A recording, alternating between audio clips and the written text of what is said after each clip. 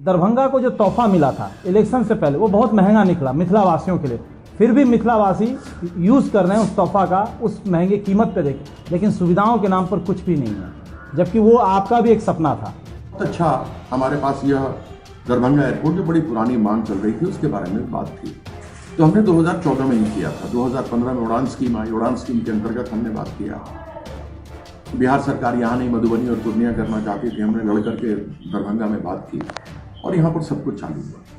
उसी बीच में airports authority ने ये कहा कि हमें 31 एकड़ जमीन चाहिए जिससे कि हम एक सिविल एन्क्लेव बना सकें। गोवा भी एयरफोर्स स्टेशन है, अमृतसर भी एयरफोर्स स्टेशन है, श्रीनगर भी एयरफोर्स स्टेशन है, लेकिन वहाँ की राज्य सरकारों ने 30 एकड़, 31 एकड़, 35 एकड़ जैसे उसकी इच्छा थी उसने दी, जिससे कि लोगों के प्रस्थान और आगमन, सामान, गाड़ी की पार्किंग, जो पैसेंजर लोग आते, यात्री लोग आते हैं उनके आने के लिए सुविधा, उनके परिवार वालों के लिए सुविधा, बसें खड़ी होने की सुविधा, सामान रखने की, टिकटिंग का जगह चाहिए।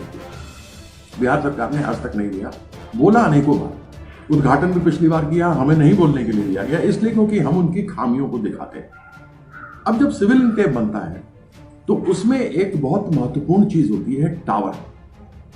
एयरपोर्ट्स अथॉरिटी ऑफ इंडिया वो टावर बनाती है। टावर होता है जिससे कि एयर ट्रैफिक, जो हवा में हवाई जहाज जो है ट्रैफिक को कंट्रोल करने के लिए किया जाता है। यह सारी सुविधा बाकी एयरफोर्स के स्टेशनों पे जहां पर सिविल एन्क्लेव बना हुआ है वहां पर है।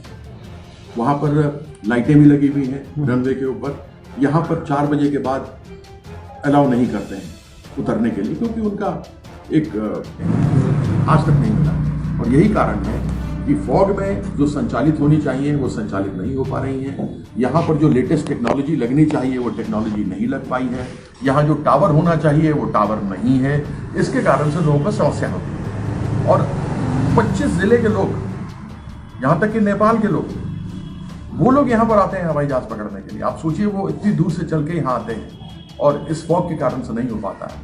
हो सकता है उनके घर में कोई खुशी का माहौल हो, कोई गम का माहौल हो, कोई जन्मा हो, किसी की मृत्यु हुई हो, किसी शादी ब्याह की बात हो, कोई नौकरी के लिए जा रहा हो।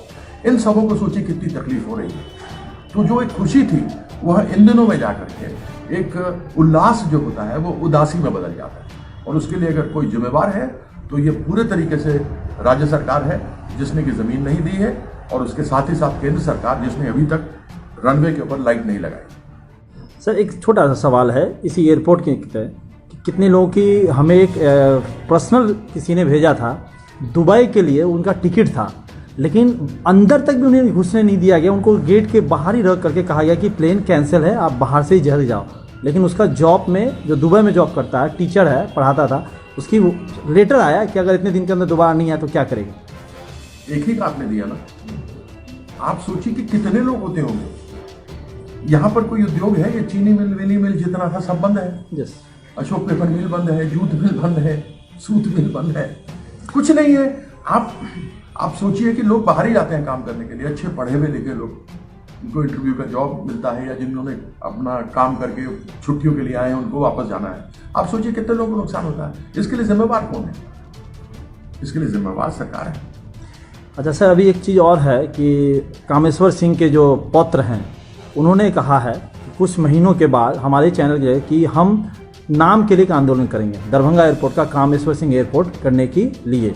लेकिन कुछ दिन पहले विद्यापति सेवा संस्थान ने भी कहा था कि इस एयरपोर्ट का नाम विद्यापति के नाम से रखने के लिए। नहीं लड़ना चाहिए लोगों को, विभूति हैं लोग ये, और इस प्रकार से करना उचित नहीं है।